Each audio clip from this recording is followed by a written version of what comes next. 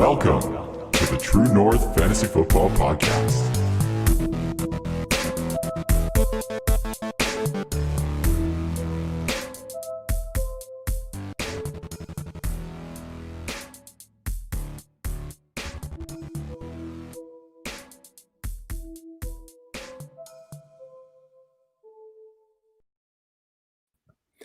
What up, fantasy people? Live from Dirty Laundry Studios, I'm Trav, and this is the True North Fantasy Pod. You can find me on Twitter at TCL14, and the crew's work resides at TrueNorthFFB.com. Of course, we're live right now on Periscope through the True North Twitter page, as well as on the TNFF network on YouTube. And I just want to let anybody watching know to make sure they go and subscribe to the YouTube channel, because we got a Saturday night primer show that we're calling The Spot right now. And we're really trying to plug that and get everybody coming and checking that out, because we're running down all the games, getting everybody ready for those Sunday matchups. And we're super excited about it. So make sure you subscribe and you get those alerts on when to join us in The Spot. And really quick, before I get to my special guest tonight, because I'm super excited for this show, I just want to say a quick word for our sponsor, Trophy Smack. So if you want to make your fantasy league more than just a fantasy, you need Trophy Smack. With trophies, belts, rings, losers trophies, and draft boards, you can take your league to the next level. As part of our partnership, go to trophysmack.com and find the perfect trophy or belt for your league. And with that purchase, if you use a promo code TNFF, you'll get a championship ring completely free, which is a $60 value. So you can get that little piece of hardware to put in your league mate's face and do a little bit of gloating. It's always fun. And big thanks to the team at Trophy Smack. Again, that's trophysmack.com. And the promo code is TNFF. So without further ado, we're moving into week 11. Super excited. It's the playoff push. And tonight, my guest and I are going to be talking some rest of season strength of schedule. So my guest tonight is the owner of the Dynasty Depot, the destination for buying and selling FFPC Dynasty Teams. You can find him at the Dynasty Depot on Twitter. Nels V, what's going on, buddy? How are you doing this evening? Love that. What's up, my brother? As we sit on top of the NFC East for another week, it doesn't get any better than this, does it? I bet your mouth was a little bit sour tasting when you said that, wasn't it? I don't know, man. We'll I checked the paper. I see Dallas under us, and life's good, man. It's good to be vertical, right? That's all we can hope for right now. Yeah. Right on, man. So like I said tonight, dude, we're going to talk some rest of season strength of schedule. I think this is really important for teams who are trying to figure out dynasty rosters, who are trying to figure out if they're a contender or a pretender, or redraft teams who really want to make that push towards the playoffs. I think we're going to do a lot tonight to help them in doing so.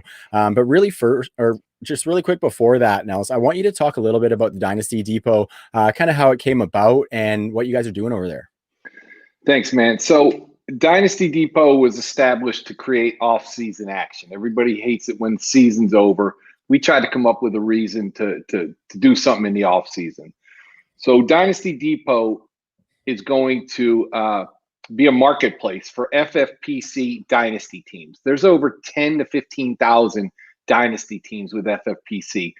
It will be a live auction site beginning on January 4th. Memberships are open now. Mm-hmm. So what you're able to do is you can post your Dynasty team, set a reserve, set it, buy it now, let the public bid on it. On the flip side, you can go bargain hunting, whatever you want to buy Dynasty teams. You might be able to get a $500 Dynasty team and then all of a sudden be able to get one for $100, and work your way up.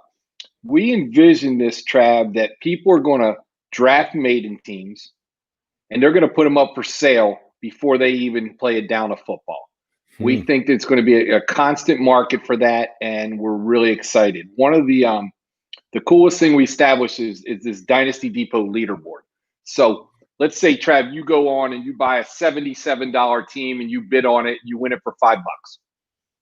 Those points, after you do the Trav magic to the team, spin it around, do your thing, that only us semi-Philly guys can do.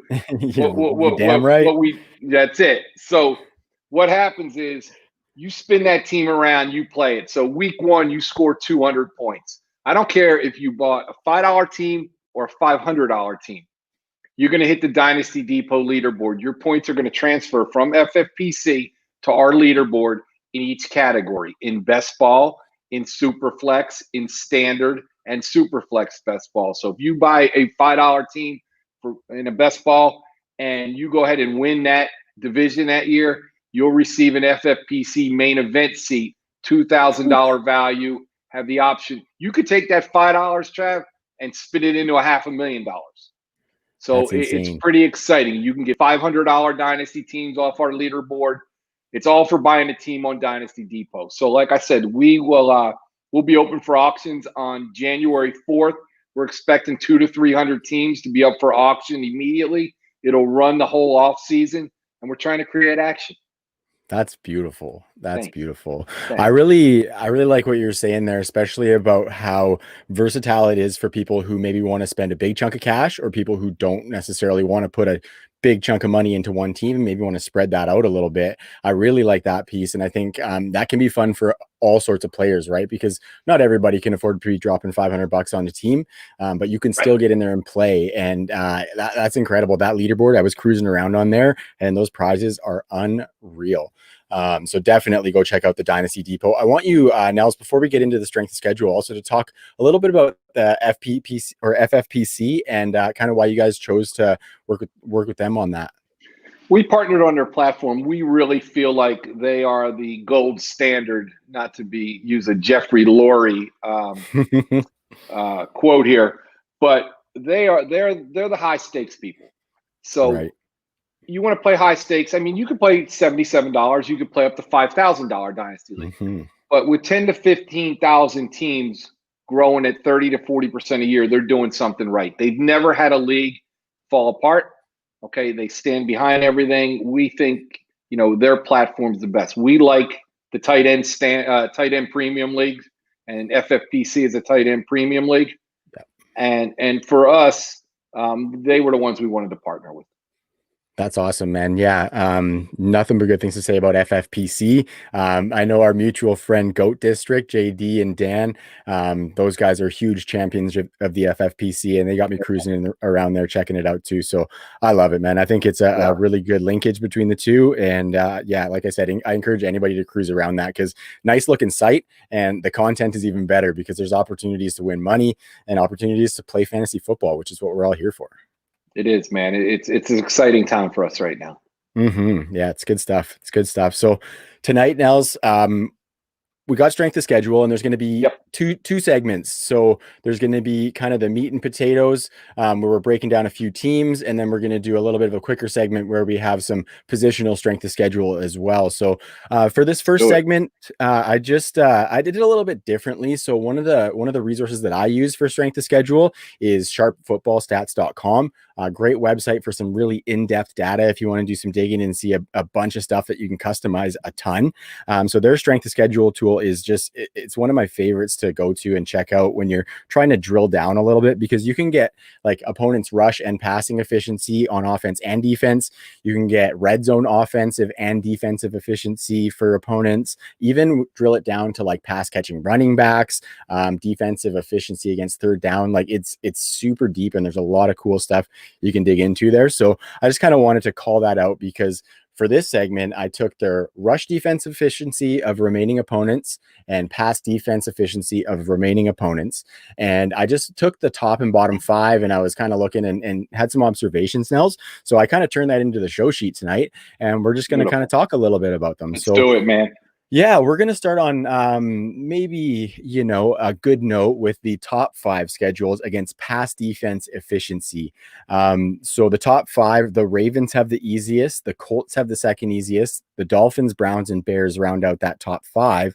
I wanted to start first, Nels, with the Baltimore Ravens with that best schedule against defensive efficiency in the passing game. So they play Tennessee, Pittsburgh, Dallas, Cleveland, Jacksonville, and the Giants.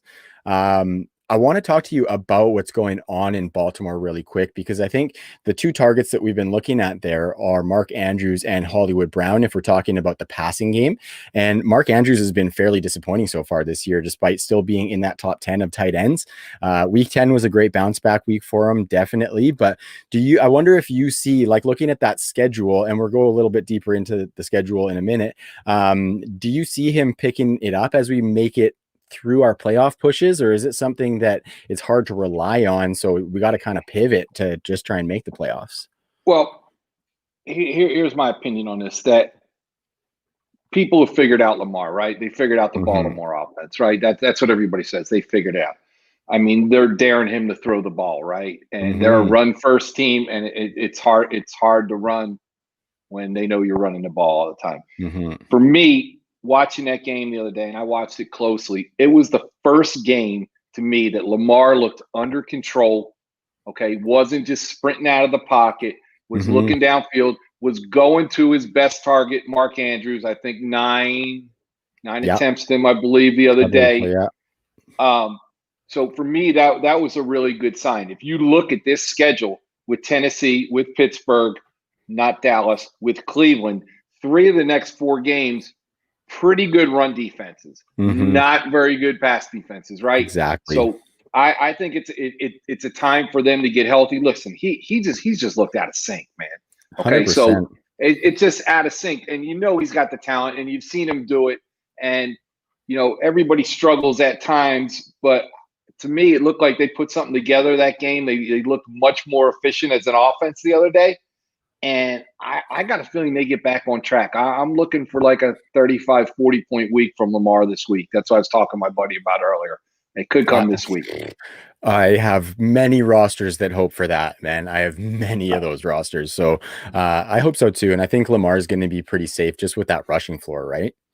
Yeah, I mean, of course he is. But, for him to be that team to go to a next level, and for him to go back to the level he was at, he's got to put the ball on target. I mean, Hollywood Brown, they replay. He's open. And, if you can't get it to him, it doesn't matter how open you are.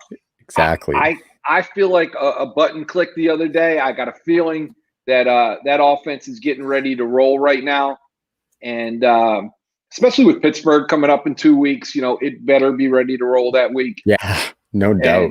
Right. And, they're tough as nails, man. And I think they get back on track here, and that'll translate to production from the receiving corps.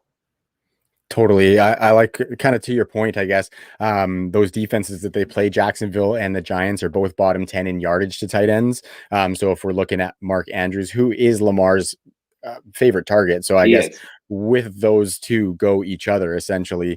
And then, it's another point we failed to make. A pretty good player, Nick Boyle, went down this week, right? So, because if you look at, it's kind of crazy. People think Andrews. He was playing less than 50% of the snaps on that team. For sure. So now if he goes up to 75, 80% share of snaps and Lamar's getting on track, we could see a couple big weeks from him coming up. Yeah, for sure. I think the cool thing about Sharp Football as well is they have one called Explosive Passing Defense Efficiency. And Baltimore's also in the top 5 easiest schedules where that is concerned. And I think there's room for Andrews, especially, to grow in that department. He's only got 5 deep targets this year. He's caught one of them for a 25-yard touchdown. Whereas last year he had 18 deep targets and he caught 4 touchdowns on those. So he's super effective that way, just hasn't been used as such. But I think the defenses that they're coming up against are susceptible to that. So I like everything you said there, Nels. Let's just shift quickly to Hollywood Brown. Speaking of big plays, what do you think about his season so far? That's also been very disappointing, with only 1 week inside the top 24. And every other week he's been a wide receiver 3 or worse. So like with that schedule, we're saying that we can probably trust Mark Andrews, and we're obviously still trusting Lamar Jackson. But what do you think about trusting Hollywood Brown as, say, like a wide receiver 3 even? Well, listen, we all drafted him in the 5th, 6th, or 7th round, right? Okay. It was a big year for Hollywood Brown. I mean, you used a premium pick with him. Everybody used a premium pick. I don't care what league you're playing in. It has to get better. Okay. The guy, it's a lot of talent. It's not him. It's the quarterback. If the quarterback and the line's going to give him time, and the quarterback can go ahead and make some plays, he's going to be effective. It really comes down to that. I'm going to go back to what I said earlier, that I feel like Lamar, something clicked last week and got on track. The offense didn't look scattershot all over the place. It was more under control. There was a couple long drives, and there wasn't a ton of running last week. And I think that with Andrews getting open and getting the targets, it opens it up more for Hollywood Brown. It really does. If he's clogging the middle up, it's going to open more up for Brown. I think that there's too much talent there for them not to turn it on coming up. I like it, man. And I've been skeptical on Hollywood Brown. I'll admit that, just because of the low volume. But just what you said, Lamar has not been very accurate. It's a Lamar issue and not necessarily a Hollywood issue. Hollywood has 19 deep targets on the season. Only 5 of those have been catchable, Nels. So that tells you everything you need to know, that there is just opportunity to grow. We know that offense is going through those 2 guys. And so you're talking 5 catchable balls, long balls in 10 games. Yeah. Okay. That's not enough. That's not good. I can do that, man. Yeah, it's going to be good for the Ravens. I'm with you. I think the wheels are going to go up because they need to, just like you said, with that division. I agree. Obviously Pittsburgh is crushing it, so the Ravens are in a bit of a dogfight there. Okay, let's move over to the Dolphins now. So they've got the 3rd best schedule against the pass, with Denver, the Jets, the Bengals, Chiefs, New England, and the Raiders coming up. So I want to start with Tua. He's obviously 3-0 as a starter in Miami. Only averaging 25 pass attempts and 180 yards in those 3 starts, though, which isn't necessarily conducive to like quarterback 1 numbers. But what do you think? Do you think they unleash Tua at all? Do you think they're going to try and pass it more, or are they going to try and protect him with that run game still? Absolutely not going to do anything different than they're doing right now and winning football games. Okay, they are bringing him along slowly. Okay, and this was a plan. They knew week 8, that was it. You know, it's his time, it's Tua time. They're winning games with defense, efficient running, short passing game, and winning every week. They're not changing anything. They are not going to unleash him for 55 passes a game. They're not going to do it. They don't need to do it. They're winning without doing it. Mm-hmm. It's a good football team. Good young football team. That defense is so good, man. They are very good, man. Yeah. Brian Flores is doing some good things in that coaching staff for sure. I think like when we look at that schedule, Denver kind of middle of the pack, Jets, Bengals, Raiders are all gettable through the air. You see those Kansas City and New England games, and they're both good against the pass. But when you look a little bit deeper, they're actually in the bottom half of the league, giving up rushing yards to quarterback. So I think that's where we might see a little bit of untapped upside for Tua, which is super exciting. But that being said, for me, like it's really hard to trust him in a 1 quarterback league, I would say, as your quarterback 1 down the stretch here, just because of that low volume. I do like a little bit more passing floor. But in Superflex, he's a stellar quarterback 2 to have, just because he does have some of that mobility. I agree. I actually, it's funny you just said that literally 15 minutes ago. I have a team that's in first place, and I have Josh Allen on bye this week, and I have Tua, and I wasn't willing to roll him out there. I picked up Cam Newton on waivers. I felt more comfortable with that there. So he's not a rollout for me right now. He's a dynasty gem, right? You know, 2 quarterback league, no problem. But I think they have a winning formula right now, and that's not going to change. It's not going to. They don't need to do it. They're running ahead. They're running ahead of all these games. They're playing good defense. You know, Gaskin, what a surprise he is. Now they're bringing in anybody else off the street. They're still able to run the ball, right? Kicking guys out too with Jordan Howard. right. And bring this Ahmed or whatever. Yeah. And, he looks like a star last week. It's one of those system things where it doesn't matter who you put back there. They just have a good formula right now. Parker being a really good possession receiver. Gesicki will get more involved now, in the second half, and Grant's, he's a pretty dynamic little player, man. And, he can bust some big plays there. So, I mean, you're getting some numbers off Tua, off some bigger plays. I'm not looking for anything to change. I think it is what it is right now. It looks good. It's good football right now. Yeah, definitely. And I think the schedule is looking fairly nice for that. So just looking at it there, I did want to dig into those pass catchers a little bit. You mentioned Jakeem Grant and Mike Gesicki. So I think it's safe to say that Devontae Parker, we could probably start as that wide receiver 2-3 cusp kind of guy. We're probably having to rely on him in that spot in our roster at this point in the season with all the injuries. But those other two, like Jakeem Grant and Mike Gesicki, like, would you be taking a shot on Jakeem Grant and putting him in your flex just yet? Or are you holding off? And then why don't you mosey into a little bit of Gesicki talk and whether he's like a tight end starter in those, maybe in one of those tight end premium FFPCs? So with Grant, he's not there yet for me. Yeah. Okay. I'm not feeling that. I mean, if you're forced to start him in a flex and you catch one of those 2 or 3 good plays, you look like a hero, but you might not. And the knock on him, I don't think he's ever played 3 games in a row without being hurt. So his health, you can't be rolling into the playoffs with counting him. We're in playoff time now. Nice bench piece. If you have to use him, it's fine.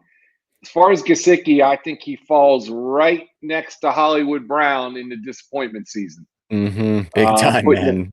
Right next to each other. They're probably drafted. If you took Hollywood Brown in the 7th, you might have taken Gesicki in the 8th. And it's been a killer. And I don't know what it is.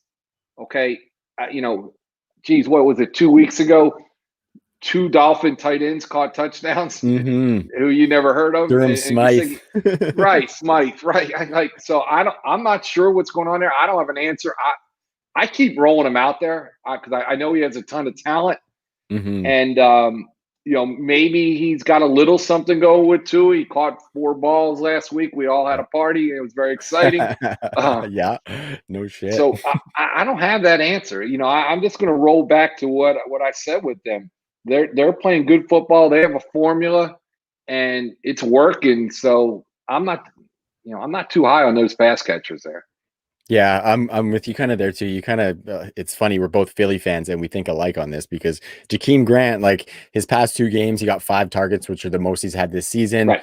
That's good and well. That's a good sign for a dynasty bench stash. Exactly like you said. It is. And then Gesicki is like a huge maybe, but we're kind of rolling him out there because he does have that big upside.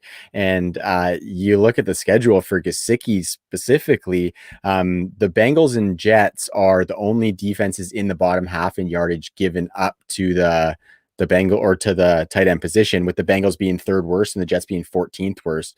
The other teams are top 10 in that category. So he's kind of an only if I have to start, but there are situations where you don't have a tight end that has the upside that Gesicki has. Like if you're looking at like a Darren Fells or something, like I'm probably starting. I'll give you an example there. So I own, embarrassingly to tell you this information, I feel like we're friends, so I could tell you this. Absolutely. I own 110 Dynasty teams. Oh right. Man. So don't call me on Tuesdays and Wednesdays because I'm stuck in my office doing waivers, right? It's a full day. Right. Yeah, something like that. So I'm guessing 15 to 20 teams with the same tight end combo, Gesicki and Jimmy Graham. Man. I have them everywhere. And I was able to milk a little out of Graham, but I throw Gesicki out there almost every week. Young tight end, good asset in Dynasty. Paid a premium to get him last year. He wasn't free after what he did the last 5-6 games last year. Yeah. And it hasn't worked out, but the talent's there, and I'm hoping it works out going down the road. Yeah, what we're very, like, we always talk at True North about his usage in the slot. We're big Gesicki fans over here. Our buddy Will Harris can attest to that, but we always talk about that slot usage and how sexy that is for a tight end. We just need to start seeing him getting more consistent target volume. So hopefully that develops with Tua. I love the young quarterback, young tight end duos that you see growing and melding together. I think that's super good for him. So I'm hoping to see that too, Nels. We're in the same boat there. Trav, is that the famous Tuesday Will Harris? Is that who you're talking about? The show's on Tuesday, Will Harris? Yes, that is. Yeah, that's our buddy It's Harris time. Yeah, it's Harris time. Can't remember on when Tuesday, the show's going to be. He can't remember when the show is going to be at all, but he loves Right. us and he's in the chat supporting right now. So we appreciate it, Right. buddy. Nels, our buddy Kyle is blown away by your 110 Dynasty teams. I'm with him too, because I got 27 teams overall, not all Dynasty, probably 20 Dynasty or so. And my Tuesday nights are just a nightmare. So props to But you. see, that's your Tuesday night. It's all day Tuesday night, and all day. It's an all day Wednesday. Waivers runs FFPC 10 p.m. on Wednesday. Yeah, we're complete. We're through another week, man. That's incredible, dude. Yeah, okay, so it's a problem. I bet you it is. Mine are a problem. It's crazy, but it's just too much fun. We're gonna move into the bottom 5 in defensive opponents' defensive efficiency against the pass, and that bottom 5 consists of the Falcons with the hardest schedule against defensive passing efficiency. Panthers, Bengals, Jags, and Niners make up the top 5. We are going to start with the Falcons, though, Nels. They have the worst schedule in that category. Like I said, New Orleans, Vegas, New Orleans again, Chargers, Tampa, KC. So that is a pretty tough slate there. Obviously, this has been a passing offense we want pieces of. In seeing that schedule, Nels, do you think, like, would you have any pause on any, like the two big dogs in the passing game? Let's start with, can Ridley and Julio maintain that top 12, top 15 weekly production that we've seen? Listen, it's Atlanta, right? So what do we know about Atlanta? Atlanta's going to give up a lot of points, and Atlanta's going to put the ball in the air 50 times a game. Mm-hmm. Okay, so if you have opportunity, you're probably going to have production, right? So absolutely, it doesn't matter to me. Nobody can cover Julio. I'm not sure anybody can cover Ridley. And if Ryan gets the time, he gets it to him, and they'll be in a 38-32 shootout, and everybody's happy. And that's what you're looking at with these guys, especially when they're home. Okay, because Ryan inside is the dome baby. He's a Philly boy, right? He grew up right by me here. Right. So we don't like the cold weather. I'm looking for a dome right now, man. It's too cold here. And he is one good dome baby at home. And no doubt. I'm not sure how many of these games are at home, but also outside, he's fine. He doesn't like the cold weather. You remember the playoff game a couple years ago. He's not a cold weather guy. He's not a cold weather quarterback. So I think their production will roll on. I don't think it stops them. Yeah, I think they can both still produce too. Like you said, this offense just puts it up too much on sheer volume. They will produce. Right. I think we could see a potential dud game here and there. Like, both of them aren't necessarily going to be wide receiver ones every single week, but that schedule is looking really good. This offense can the schedule's looking really bad. Vegas is the only team in the bottom half in yardage given up. The rest of the teams are up there in the bottom half. So it's a tough schedule, but like we said there, this offense is just, it's going to chuck the ball. Gurley's been inefficient on the ground. He's getting touchdowns, which is cool. But I think that that's one of the few teams where you're not going to worry about these tough defenses. Well, and here's the thing, Trav, is that when you have Julio and Ridley on your team, you don't even look at the matchups. You're rolling them out every week. It doesn't 100%. matter, right? Yeah, that's a great point. Whether it's going to work out for you or not work out, I don't know. But you're rolling them out anyway, so kind of a moot point, right? You're not benching them. For sure, man. And I got Julio that I just traded for on a team that's 8-2 right now, going on the playoff push. That's one of the CFFL leagues that we host, so the Canadian Fantasy Football League. And I'm relying on Julio. And then I got Ridley in 2 really important home leagues. And just like you said, Nels, there's no way I'm taking these guys out of the starting lineup if they're healthy. I want to move actually into the tight end position though, because this has been an interesting. Justin who's hurt last year. Hayden Hurst came in. A lot of people were pretty excited about him. He's been a tight end 1 in 6 of 9 games, so he's been living up to that trade that they made for him. Maybe a second round pick is a little high, but he's had 4 tight end 1 games in a row, and he's been pretty trusty for Matt Ryan. Let's say, as far as his standing throughout the rest of the season, do you think he can continue to be like a top 5 option? Or does he worry you a little bit with those big target hogs at the top of the depth chart at wide receiver? No, doesn't worry me. The more the target hogs out there are drawing attention, the more room he's got to work. And obviously, it took 4 or 5 games till him and Ryan got on the same page, but he's an option now. He's an option. I like him a lot the rest of the year. 100%. I was really skeptical too, because he seemed like he was being just kind of plunked right into Hooper's role, and I was a little bit just hesitant on that, just kind of assuming that he was going to get that. It's been a little bit lesser of a role, but you look at that schedule, 4 of the next 6 matchups are against bottom 12 defenses in fantasy points allowed to the tight end position. So there's going to be some points to be had, some touchdowns. He's a red zone threat. I want to get into really quick, because he is ranked 5th for the rest of the season in Fantasy Pros expert consensus ranking. So Nels, I wanted to play a little bit of an either or game with you, with Hayden Hurst and some of these other tight ends around him. Is that cool? Go ahead, man. All right. So Hayden Hurst or Noah Fant for the rest of the season? It's Hayden Hurst for me for one reason only.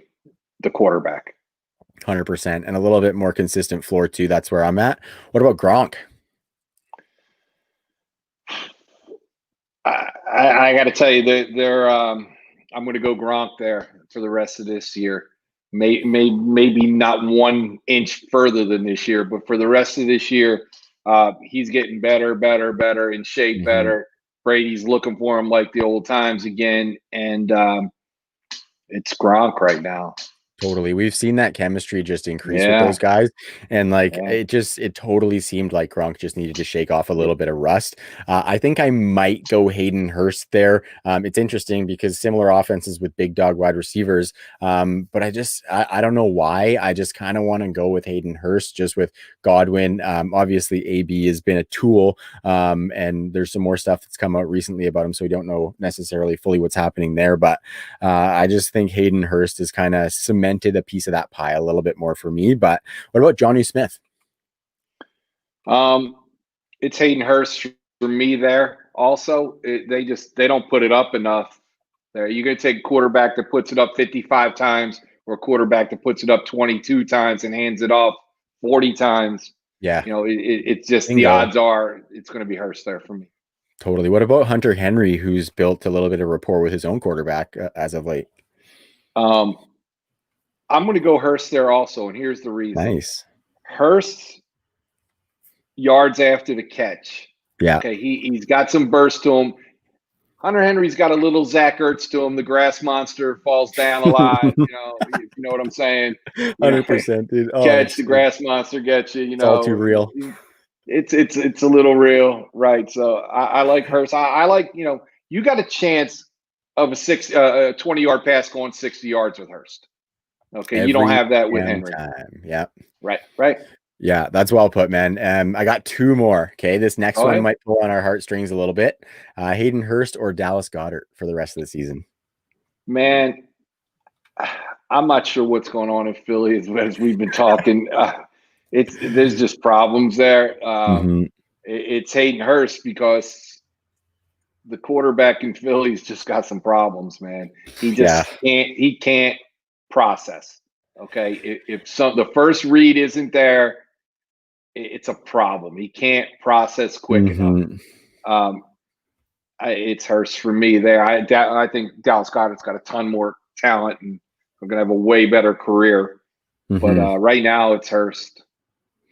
Yeah, that's my heart says Goedert because you talk about yak. Dallas Goedert's a yak machine. But yeah, there's just something off about that Eagles offense. It pains me to say it, but I think I might have to go Hayden Hurst by a hair. But when push came to shove, if I'm in that league, I might actually probably go Dallas Goedert just because of the. Of course, man, you're both putting Goedert in there. There's not a doubt about it. I don't know. I hope that they can get a little chemistry now that we've got some exciting weapons around Carson Wentz. So maybe this back half can just be an acclamation. We're probably still going to win the stinky division. But I don't think they're going far in the playoffs. So I'm excited to see them get some chemistry, the stretch run, and then the future looks okay, I'm hoping. You think 3-12-1 gets it done, brother? what you That's think? pretty much what our outlook is, right? Like the outlook is that bleak right You now. think That 3-12-1 gets it done, man? We're going to be hosting a game. man, Andy Good Dalton's God. back, so that scares us for our chances in the division. Oh man. Okay, last one, Nels. Hayden Hurst or the man we just talked about, Mark Andrews, who's been very inconsistent. It's Andrews for me, just on sheer talent. Sheer talent, and that offense is listen. The defense gets Baltimore's offense on the field quicker. Okay, let's put it that way. Yeah, Okay. yeah, definitely.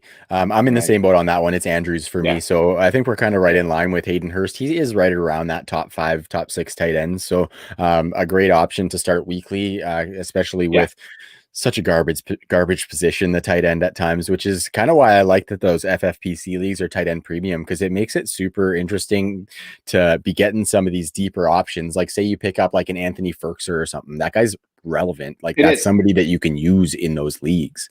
But yeah, here's what that does is that tight end premium will allow you to flex a tight end, which you never see people flex tight ends.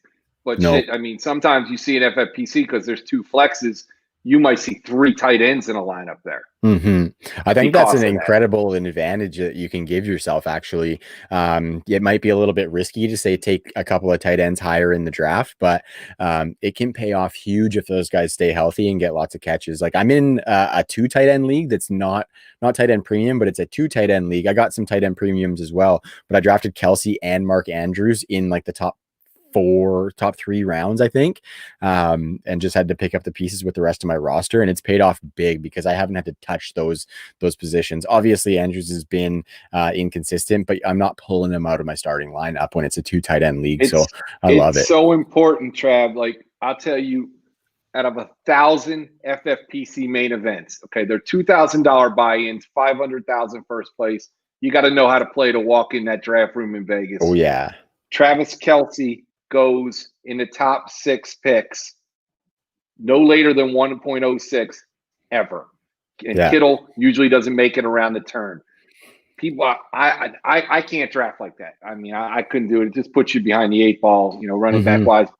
But people do it constantly, man.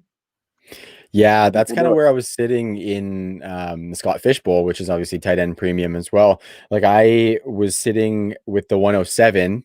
And that was a point where I was okay. Actually, I did take Travis Kelce. That's a point where I was okay with taking Travis Kelce because I was fine with the running back I would get coming back to me, and I ended up getting Miles Sanders. So obviously injuries have played a part there, but I think when he's played, he's been really good. So in a situation like that, I kind of came out good, but you're totally right. It puts you at a bit of a risk in the draft of not getting one of those guys and maybe having to go wide receiver if you're taking value, or you might be reaching on one of those running backs, which could also hurt you a little bit later if that guy underperforms. So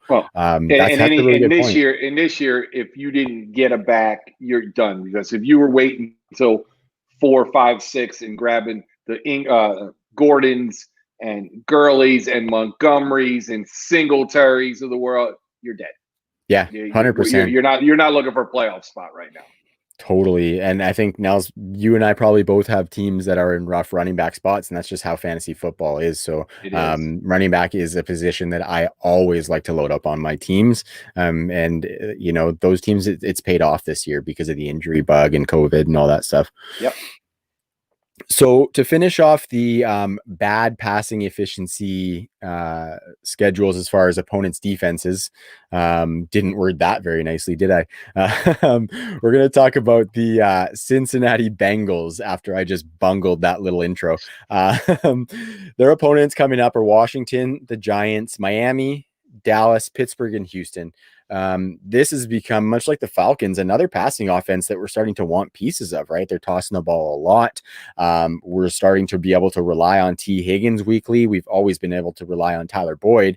But before we get to those young studs, because they're exciting, let's just get this piece out of the way. Is AJ Green ready to be put out to pasture in that offense?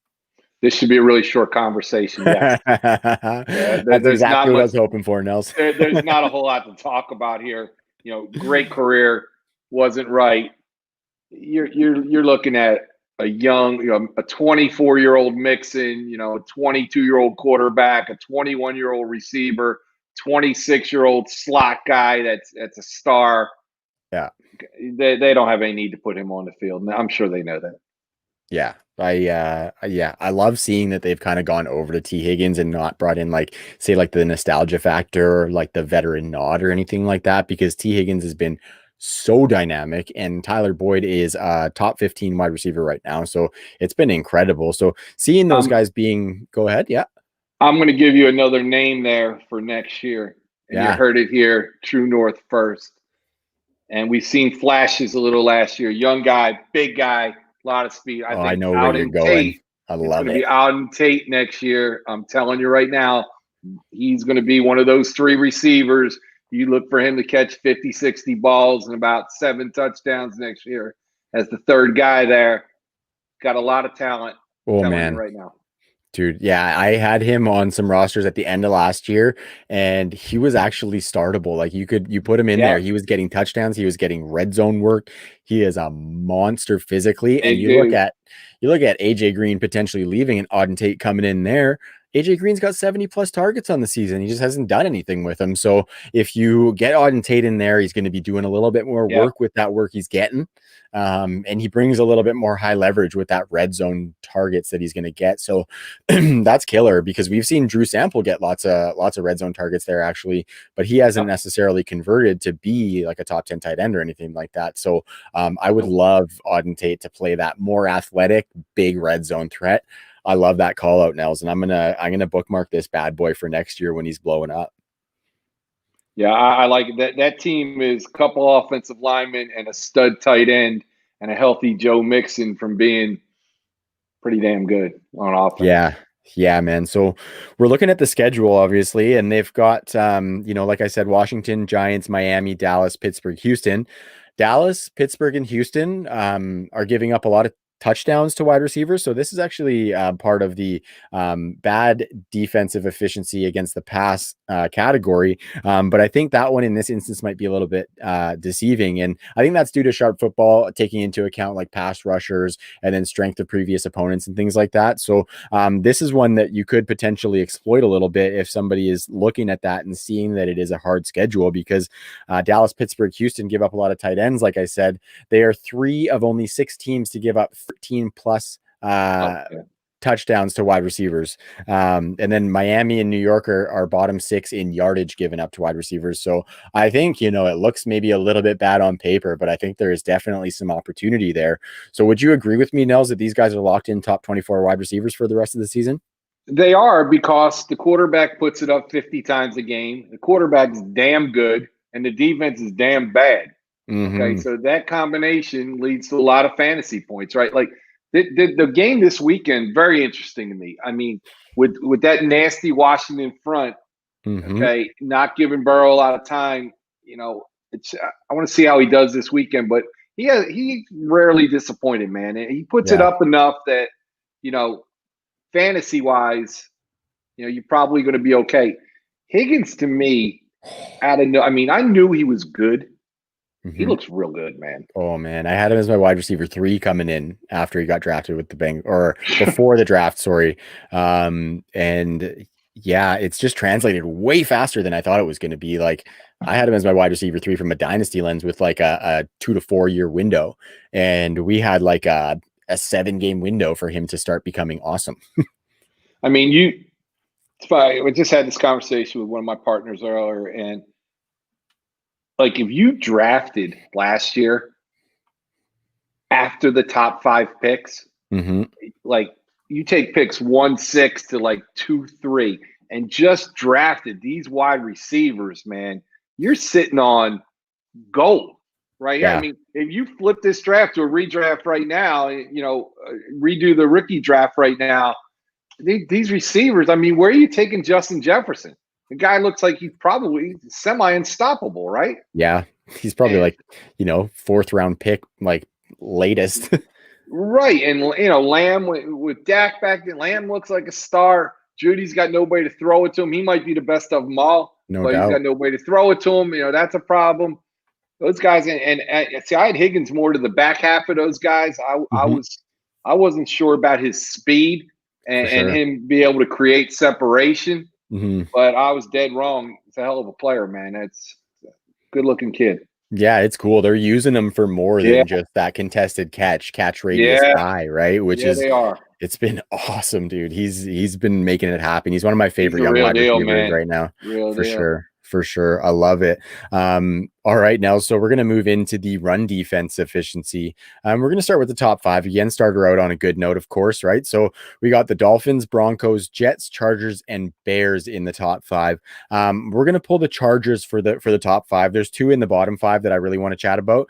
So the Chargers opponents are the Jets, Bills, Patriots, Falcons, Vegas, and Denver. So that backfield, if we're looking at run defense efficiency, that backfield has been brutal since Austin Eckler came down. Josh Kelly was like almost a thing. Justin Jackson got us excited for a minute, then he got hurt. Troy Maine Pope got 17 opportunities a few weeks ago, and we were excited about that. And now it's the Kalen Ballard show. He's actually a meaningful roster piece for a lot of teams right now. So what do you think about this backfield? We've historically seen a split, but do you think when Eckler is back, do you think that he's going to be stepping into a bell cow role? Like we've seen him get some high carry totals earlier this season. Or do you think they kind of ease him in and keep one of those secondary guys as a piece of the puzzle? Unfortunately, that their record indicates there's no reason to bring him back to a bell cow role right now, is the way I feel. I feel like he'll go more back to that 8 carries, 6, 7 catch game role right now. I'm not I love him, and I overdrafted him big time this year. But I'm just not sure he was built for this bell cow role. And I'm not sure he even gets that role anymore. He's injury prone, and he's always nicked up, and he's not a big guy. Yeah, for sure. I'm not sure he's a bell cow role. But if you told me Kalen Ballage going to leave Miami with a 1.6 yard per carry average and go ahead and lead a backfield the next year, gross, I wouldn't have believed. It's gross, man. Yeah, it's pretty wild to see that backfield unfold with like legitimately 5 options. So I'm kind of with you in that they'll probably limit it a little bit, especially because there's just no point. They're not on a playoff push. Justin Herbert has looked fantastic.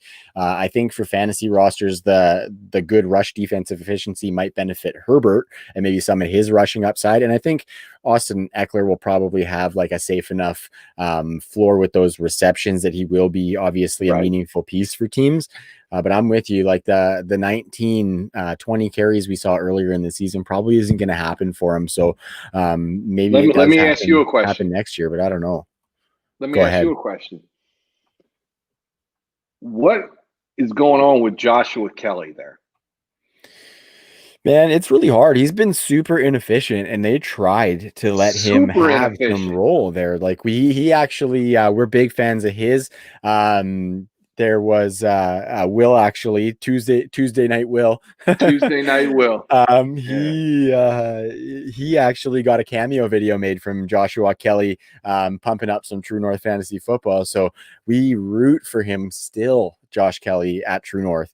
I know our buddy Smokey is a big fan as well. So it's been really tough to see because he got some targets earlier in the season, even with Eckler in the offense.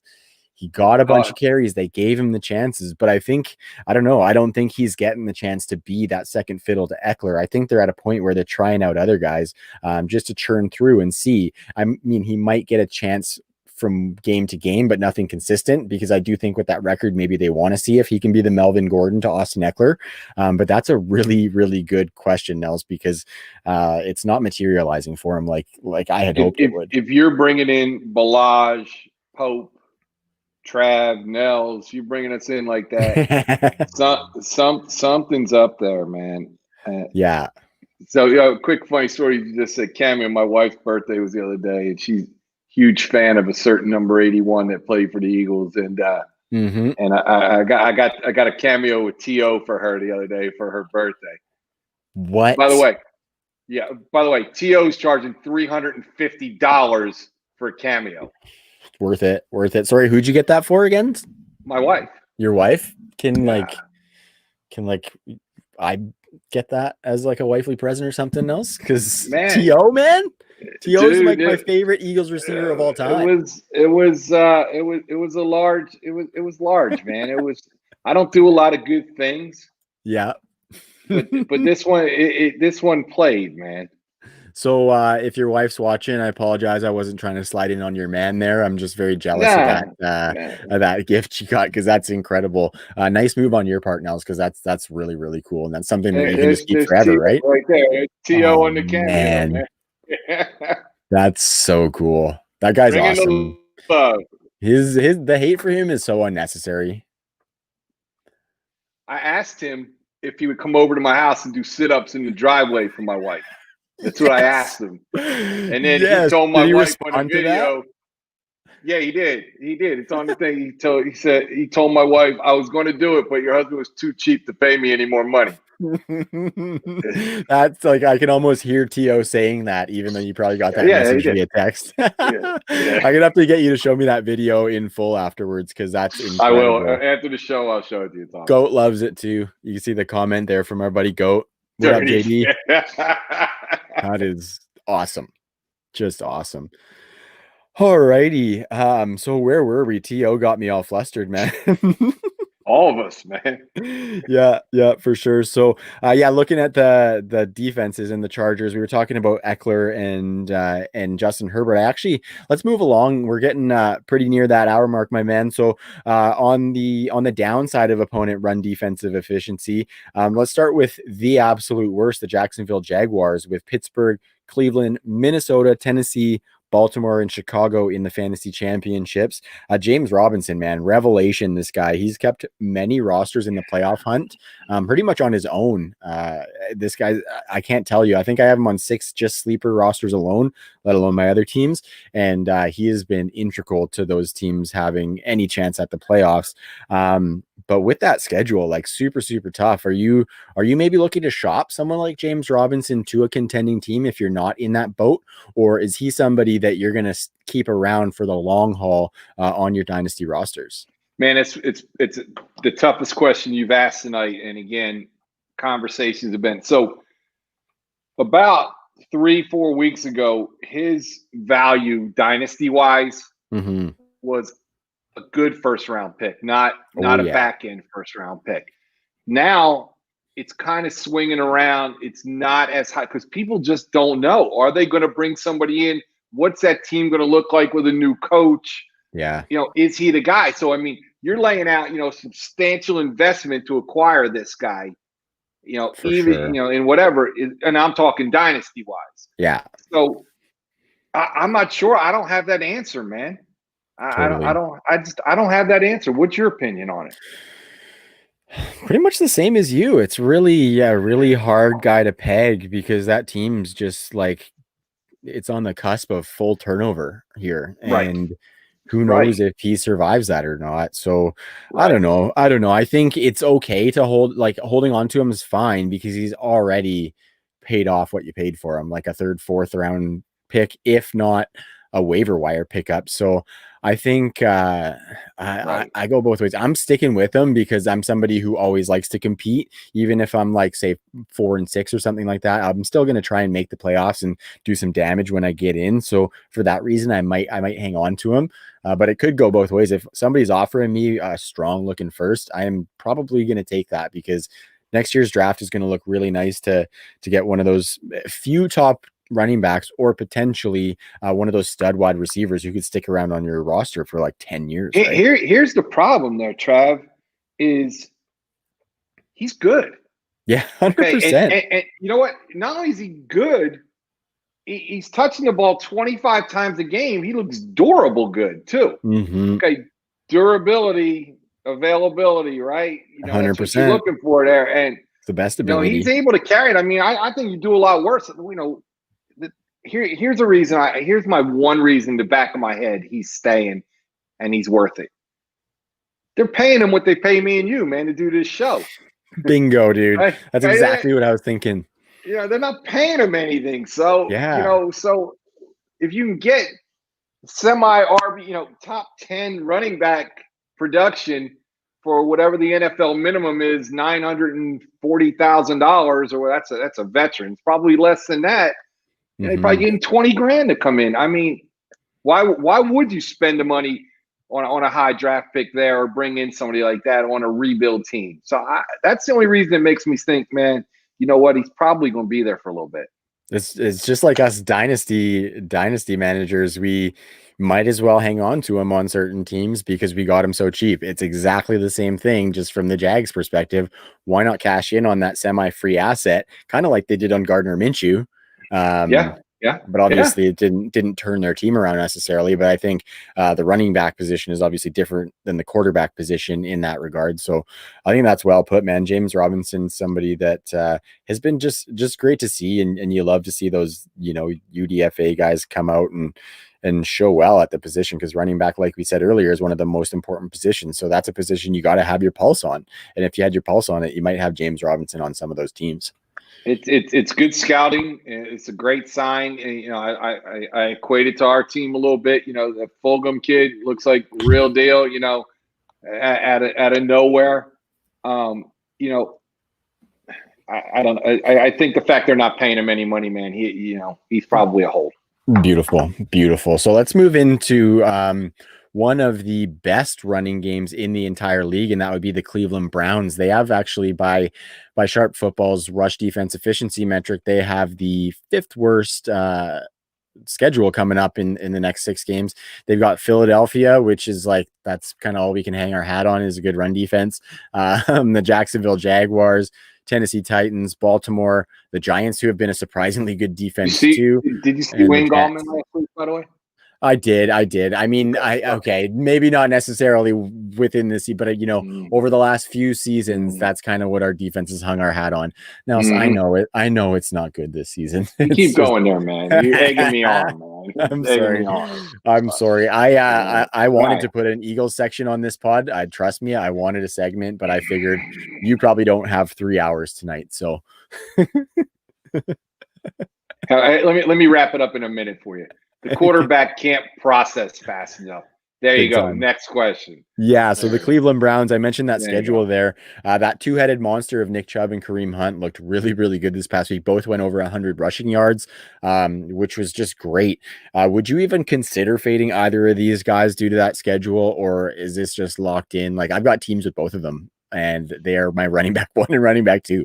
Absolutely not. They're both good at football. They're both RB1s. They're both getting 20 touches a game. Okay, I think Hunt might even have out-touched Chubb the other day. I'm pretty sure I'm right. No. You start them. They're good. They're just good. Yeah, we're looks like we're not going to spend a ton of time on the Cleveland Browns, because just like the Falcons passing game, this is a running game that's going to transcend those defensive matchups. So you got to start. Right, and you're right. It's going to transcend, and you're going to play them no matter what the matchup is. You know, you don't think, oh, look at the matchup, let me pull Nick Chubb out of the lineup. You don't do it. No, that's silly. So rest of season, which of the two would you prefer, Nels? I'm always going to go Hunt, because of the catches. Right. Yeah. Okay. That's a difference maker, because if it is tough sledding on the ground, okay, Hunt's going to get it through the air. And if it's not tough sledding on the ground, they're both getting in. Hunt's still going to get it in the air. Much safer floor. Yeah, for sure. I like that. I think, you know, Nick Chubb's going to get the carries, but we predominantly play in those PPR leagues. It's really close to me. Like I probably would have them very close. I don't know where I have them in my rankings right now, but I would probably have them very close. And sorry, my man. And I honestly can't tell you who I would pick right now. I think it is super duper close, because Hunt's only got that 2-year contract. Obviously, Nick Chubb will have to be re-signed, so we don't know what happens there. Like, these guys are both like top 15 running backs in Dynasty for me. Stardom is the moral of the story. Correct.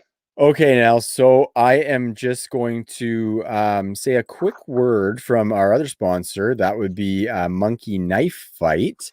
And then we're going to get into a segment that we call I Got 5 on It. So we're going to move into one of the prop games on Monkey Knife Fight.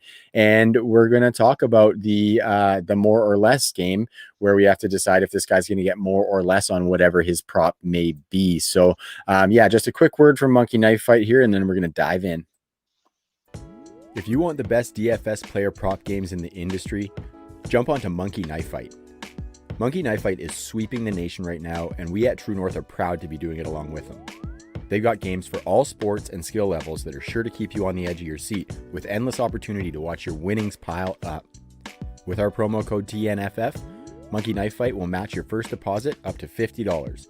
So sign up now with our promo code and you can get up to $50 of free money to start making some bank. Again, that's monkeyknifefight.com, and the promo code is TNFF at your first deposit to start playing today.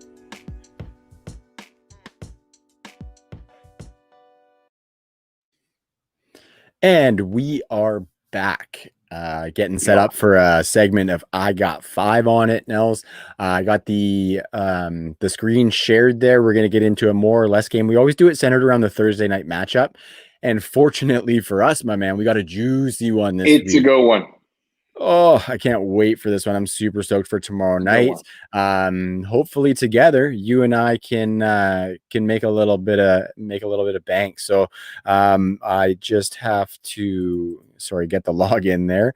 I actually had a computer reset happen today, Nels, so I had to log in all of my accounts again today, and it was agonizing, let me tell you. Not fun. It was brutal. But anyway, we are here and we are going to play more or less. So the beauty of Monkey Knife Fight is you can, if we look over here, Nels, and this is for our viewers, apologies for anybody who's listening to just the audio, you can scroll over and you can get up to 20 times multipliers on Monkey Knife Fight.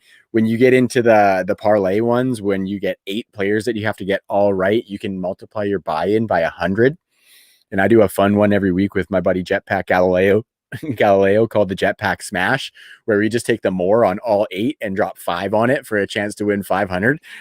So just, I mean, it's 5 bones every week, but whatever. If we hit on one, the excitement is going to be 9,000 times worth it, let me tell you. But for the show, I don't like to get that crazy. There's a lot to go through when you got 8 players on the board. We're going to get into this one, and it's a wide receiver matchup, which I love. We got DK Metcalf and we got Christian Kirk. DK's line is 82.5 receiving yards. Christian Kirk's is 52.5. So why don't we start with DK real quick? What are you thinking for DK on the 82.5? He had a rough game against Jalen Ramsey this past week, but we know that this guy needs like a play and a half to get this yardage, maybe even just one play. So where are you sitting for that? Do you think DK's picking it back up? I'm thinking 10, 142, and 2 as the line. So I believe 142 would be over 82.5. We're going to go over there. Absolutely. I'm with you on that one. DK's been smashing this line like all year, and the Cardinals can give up some yardage to the wide receiver position. And we know that this is another passing game that's just going to transcend any defense. So Patrick Peterson, for as good as he is not Jalen Ramsey. And for that reason, especially with Lockett being banged up, actually, I didn't even say that. Lockett is looking like he's going to miss this Thursday nighter. So I think he's going to play. Oh, you think he's going to play? Okay. I do think he's going to play. I hadn't dug in too hard yet, which will be interesting. But I think with that, DK Metcalf is, a smash to get this option of more. Yeah. So moving over to Christian Kirk, he missed this line last week with only 27 yards on 6 targets, catching 4 of them.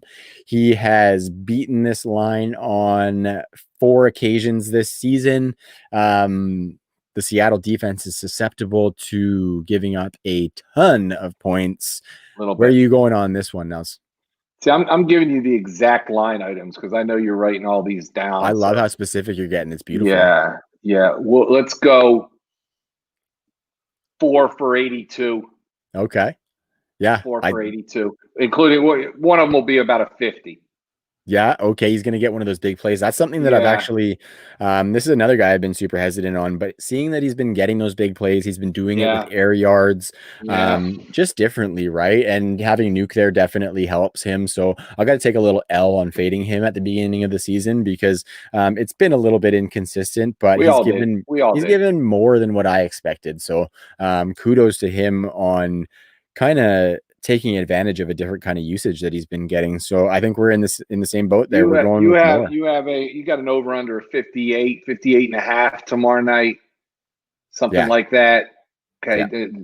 There'll be some points and some catches tomorrow night. 100%. So I'm gonna put a 10 spot on this one, Nels. They got the multiplier at 3.5, which is pretty awesome because generally this contest is a 3 times multiplier. But lately they've been kicking it up to 3.5 to give all the gamers a little bit extra on top of those winnings. So there we have it. That is this week's segment of I Got 5 on it.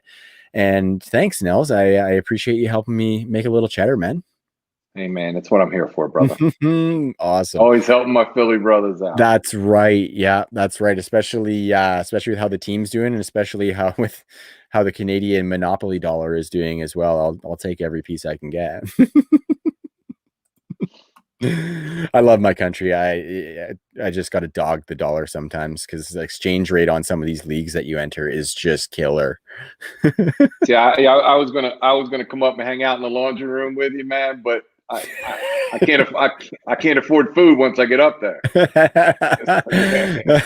No, yeah, you exchange some of your money though, my brother. Whew. Yeah, no, That's lavish. You won't need the laundry room. I'd pop into your house and maybe over to JD's for a little, lunch at your house, dinner at JD's, and make my way back to Philly. I got nothing to do tomorrow.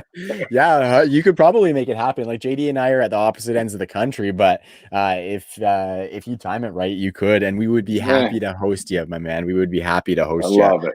I got a futon down here, so you can fold that puppy out and crash if you like. And I don't need much, man. I'm low maintenance. Love it, as am I. So we're going to get into the back half of the episode, Nels. This is going to be the positional playoff strength of schedule. So I do see where we're at for time. So we're going to kind of go through this one a little bit quicker, but if you're good for time, I'm good for time, brother. So these are teams that have some great schedules, weeks 14 through 16. So those are the fantasy playoffs. And I'm going to ask you some quick snap questions, Nels, and you let me know what you think. Okay. So looking at the running back position, the Detroit Lions have Green Bay, Tennessee, and obviously Tampa Bay is a rough one in the fantasy championships, but Green Bay and Tennessee can give up some. So do you think DeAndre Swift is kind of a running back one the rest of the way? Somebody that, the running back one might be a little bit high based on his usage, but I think he has that upside for sure. I'll give you 2 words to make it quick. League winner. Nice. I love it. League winner. Totally. And I actually said this about Jonathan Taylor before, but DeAndre Swift is kind of embodying it as well. 2019 Miles Sanders, man. Slow start, battling with a pounder running back. Now he's starting to get some more usage. He was getting his production off of targets previous to getting the carries. So I think there can be some similarities drawn. DeAndre Swift might be a more electric player, to be honest. I love Miles, but I think there are some similarities to maybe just the trajectory in the rookie season there. Maybe. All right. Indianapolis. They've got Las Vegas. They got the Houston Texans, and they got the Pittsburgh Steelers. Another tough championship matchup for one of these good running back schedules. Do you think we see a JT resurgence? This I'm going to do in 3 words. You're killing it. Yeah, you said we're tight on time. So yeah, no, I'm good for time if you're good. I'm going to go with 3-headed backfield. There will not be a resurgence because they can't keep one guy on the field. If you remember our boy Frank Reich, ran the offense here. Deuce Staley always had 3 receivers on it doesn't matter, right? So the answer is no. Next year might be a different story. Yeah. This year it is not. And Nyheim Hines is good at football also, buddy. Yes, he is. He's a great pass catcher. I actually touted him before last season. Then I came off him this season, unfortunately. I wish I would have stuck with him. Shame you can't trust him. You can't trust him in a lineup, but you can't get lucky. He's a lottery ticket. You could have a worse flex, man. That's 100%. A lottery ticket. So, yeah, big sigh for JT because I was hoping for a lot more, of course. Then another good running back schedule. They actually have a good schedule against the pass as well, and I hope they take advantage of it. The Baltimore Ravens, they've got Cleveland, Jacksonville, and the Giants. Do we even want anyone out of this backfield anymore? Like, do we care? Like, I love J.K. Dobbins in Dynasty. I thought we were getting more from Mark Ingram. What are you doing with this backfield? That schedule is good, but do you care? I don't care. It's annoying because I don't understand. It's annoying because I don't understand how you look at that talent in practice, you look at the burst on the field, and then you give them 4 carries. So is there something else there? It's just the way they are there. Yeah. I don't know. It makes no sense. I'm if I don't see Gus Edwards again the rest of my life, I'm good. Okay, I'm good. 100%. Or if I see him again, but he's just on a different team next season and Right. the hell out of the Ravens backfield. Why is Gus Edwards and Kalen Ballage ruining my days? Well, why? I don't get it. I don't know. Like, we can blame it on 2020, I guess. Nels. Okay. Next. Next 100%. We're moving into some good wide receiver schedules now. I'm in the same boat. Heavy Dobbins ownership. And I got a pretty decent Mark Ingram ownership too on a couple of teams that I thought were contenders. But we both get the ball 6 times a game, so and no pass catching. So worthless. Like you said, brother. Next. Good wide receiver schedules. The Washington football team. They got Pittsburgh, San Francisco, and Seattle. Those first two matchups don't seem as good, but Pittsburgh is susceptible to giving up wide receiver yardage. Do you think that they can support a second viable wide receiver? Both Cam Sims and Steven Sims are in there. Alex Smith is in at quarterback. And then former Canadian Football League standout Dontrell Inman is looking like he's going to get back healthy. So do you think they can support a second wide receiver? And if you do think so, who do you think it's going to be out of those guys? The answer is no. You get 2 letters and a name. J.D. McKissick. 30 targets in the last 2 games. Who the hell else is getting a target? It's insane. I love it. Goes to McKissick. It's Alex Smith. Okay. Made a lot of people a lot of money checking the ball down in his career. It's what he does. J.D. McKissick is your second wide receiver in Washington. Very nicely put. J.D. McKissick has actually been saving some flex spots for me too. Just that PPR floor that he's been given. Goat District is in the chat loving J.D. because I'm sure he's probably benefiting off of him and some teams as well. Very well put. I think if I had to pick a guy, I think I might be going Cam Sims just right now. He had a 95% snap share last week, which is huge. And I think he had 5 or 6 targets as well. But I've always been like very partial to Dontrell Inman. If you can't tell, Nels, there are times that I play fantasy with my heart, and Dontrell Inman being a former CFLer and getting some of that work in the NFL. I always root for those guys, just like Cam Wake. He played just across the pond from me for the BC Lions. Always been a Cameron Wake fan. Very cool. Okay, so JD, I hope you're still watching, brother, because we're going to your Indianapolis Colts, who have a good wide receiver schedule. Las Vegas, Houston, and Pittsburgh. Is Michael Pittman to be trusted now on like a weekly basis? I know we're excited for him for Dynasty for sure, but is he something you're plunking in those start 3 wide receiver leagues or those flex leagues where you need the upside of Michael Pittman? Another 3-word answer. Yes, he can. Like him. Like everything about his game. Rivers starting to trust him. Rivers kind of looking at him a little bit of younger Keenan 100%. Allen kind of look. Yes. And yes, he can. Yeah. I think that's great. I've seen like more after the catch ability than I expected from him. We know he's got that massive body, which should be good for that red zone work. So I love it. Nels, I said I didn't specifically put an Eagles section into this podcast, but I almost inadvertently did. So I'm going to keep getting you fired up, my brother. I love your energy when you're talking birds, buddy. We're going to talk about the Philadelphia Eagles and the New Orleans Saints, Arizona Cardinals, and Dallas Cowboys being on their playoff schedule for fantasy. So like I said, New Orleans, Arizona, Dallas. We got Fulgham, we got Rager, we got Alshon Jeffrey back, but luckily we didn't see him impede on those guys too much in the Giants game. Can we get excited about these wide receivers down the stretch with how bad Wentz has been? I know that we've lamented Wentz a few times on the pod, but there's still going to be some volume to go around. He's still going to be throwing at these guys, albeit inaccurately. What are you thinking? Like, Fulgham was so damn good, and then he just fell off last week. Jalen Reagor was the main target, and it's just, I want to rely on both of them. The answer is no. Damn it. It pains me. The answer is no. The formula for this team to get back on track, honestly, is give damn ball to Sanders 30 times a game. Okay, Yes. not take him out when he gets down to the 5-yard line for Corey Clement. You don't need. I don't need to see Corey Clement at the 5 after Sanders gets you down there. I don't need that. Okay. Here's what really concerned me last week, and you're going to feel me on this. Mm-hmm. They ran the ball well last week, right? Yeah. They didn't run any play action off that run game. Yeah. Okay, that is a coaching problem. They're running Sanders outside. He busts 15 yards. You bootleg, you fake, and you bootleg and come around the other side with Goddard over the middle for the next play. Their creativity on offense is bullshit. Yeah. Okay. It's especially bad. when your quarterback's struggling. Especially when your quarterback's struggling. Especially when the quarterback is struggling, and you got a RB1 sitting there. He looks great. Finally, they started throwing some short passes to Goddard. The old Ertz pass across the middle, 7 yards, grab some dirt, which is fine. Their play calling is atrocious. Mm-hmm. They're not helping the quarterback at all.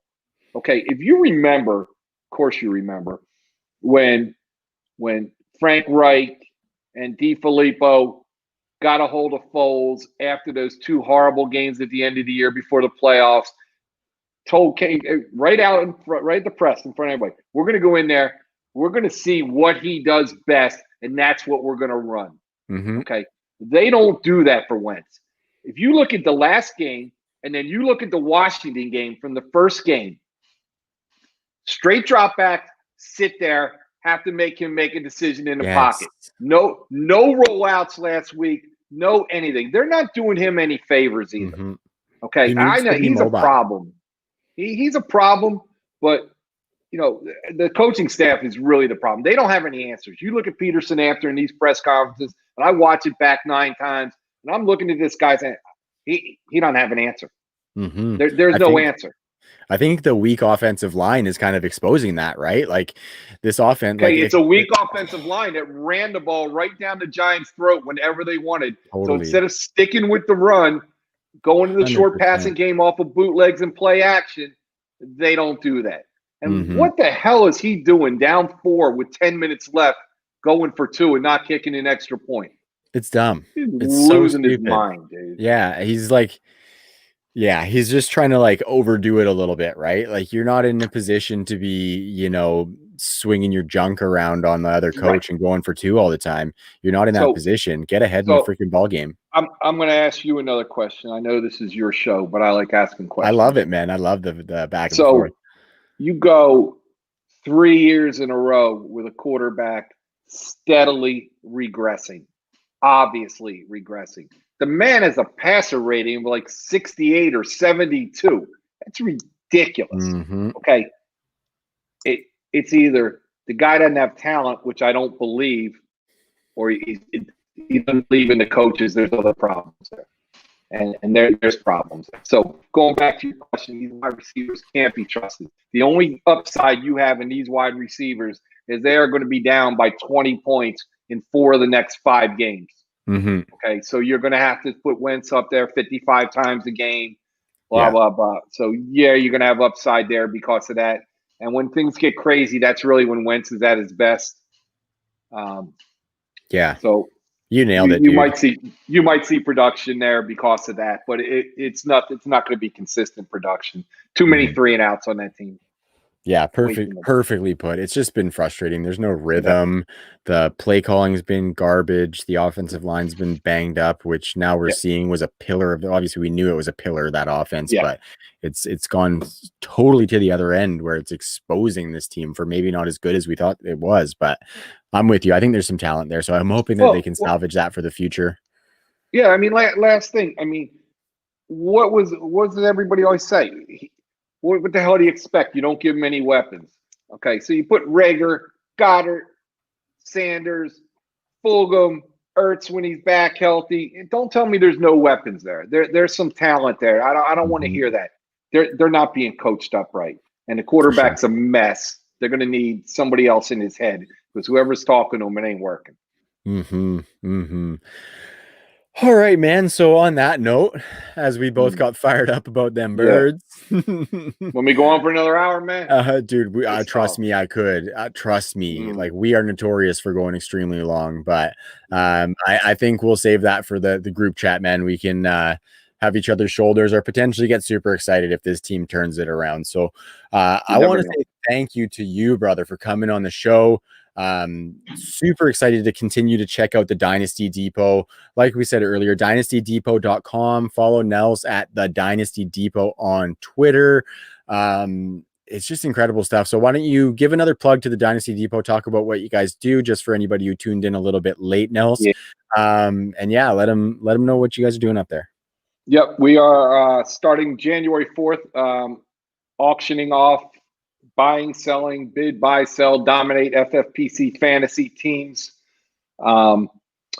We are going to be, we're open now for memberships.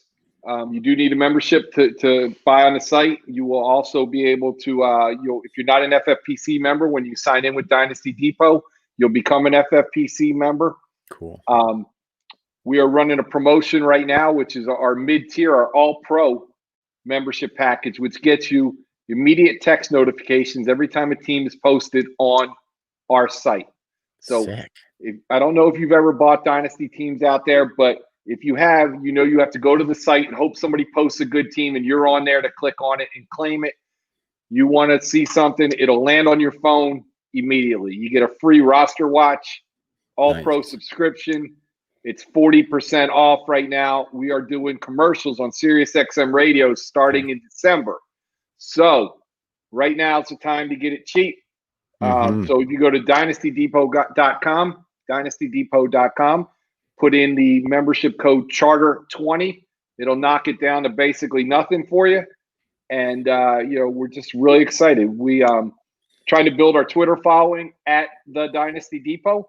Right now, we're also giving away an all-pro membership on Friday. So anybody that follows us and retweets whatever my marketing people have put up there, follow us. It'll be good enough for me. We'll be picking out and giving somebody a free $120 membership tomorrow. I love that. I can't wait for that. So yeah, like Nels said, go check out the Dynasty Depot on Twitter to keep an eye on that. And love everything you guys are doing. All sorts of formats, all sorts of buy-ins. It's great work, man. So I can't wait to check that out too, man. And watch you really guys grow. We appreciate the opportunity to come on tonight, man. Hopefully we can do this again sometime. It's good stuff. Like I said, I'm looking forward to lunch tomorrow at your house and dinner at JD's or whatever you guys figure out from there. And I might have to roll over to JD's and say what's up. Love it. JD's, can't wait. We love you, buddy. All right, my man. So yeah, for Nels, I am Trav. You can find me at TCL14. Don't forget to subscribe to the TNFF network on YouTube. I was mentioning earlier, we've got our Saturday night primer called The Spot. My man TNFF Tyrell on Twitter, you can find him there, and that's Ty. He's doing really good work on that show sheet, just getting us all ready so we can show up and just talk some football. It's been fantastic. So check us out on Saturday nights. Check out the whole podcast network. The website is truenorthffb.com. We're out there. We're on Twitter everywhere, so feel free to drop us a line and connect with us. That's one of our favorite things to do, is connect with people much like yourself, Nels. So thank you again to you. And until next time, everybody, we love you. Peace.